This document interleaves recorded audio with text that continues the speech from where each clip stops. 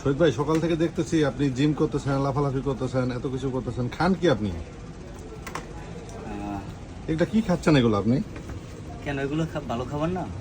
এগুলো দিয়ে কি আপনার শরীরের চাহিদা পূরণ হয়? তো আমি কি কি আজকে খাবারের জন্য নিছি, এটা হচ্ছে একটা লেবুর শরবত। এটা ঠিক আছে, জি। এটা হচ্ছে ন্যাচারাল অ্যান্টিবায়োটিক হিসেবে কাজ করবে। আর আপনার এই জায়গায় দেখেন, এই জায়গায় নিছি আপনার 3টে ডিম, ছোলা নিছি, এই যে দেখেন ছোলা, পেঁয়াজ নিছি, কাঁচা পেঁয়াজ, আর হচ্ছে আপনার ঘি নিছি, আর আপনার রসুন আছে কিছু, আর সরিষার তেল আছে, আর ছোলা তো দেখছেন। আর এই জায়গায় নিছি একটা কলা। আপনার আমি একটু বাজেট, অনেকে চিন্তা করে ডিম ছোলা এগুলোর বাজেট অনেক বেশি, আসলে বাজেট বেশি না।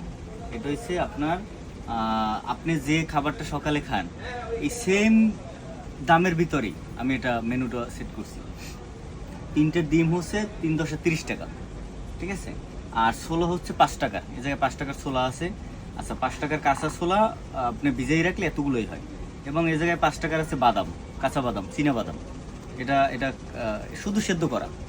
এই জায়গায় আছে একটু পুদিনা পাতা, 2 টাকা পরিমাণ। পেঁয়াজ আছে আপনার, পেঁয়াজ আছে একটা, 2 টাকা। তাহলে কত হইলো? 30, 35, 40 টাকার মতো। এই কলাটার দাম পড়ছে কত? 10 টাকা। 10 টাকা। 50 টাকা। লেবুটার দাম হচ্ছে 3 থেকে 4 টাকা। 5 টাকা ধরলাম। 5 টাকা, 55 টাকা।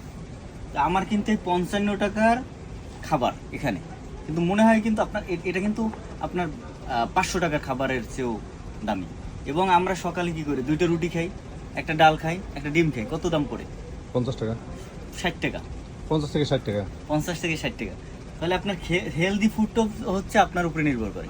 আপনি প্রপার ওয়েতে যদি হেলদি ফুডটা আপনি বানাইতে পারেন, এগুলো কিন্তু সব আমার নিজের করা।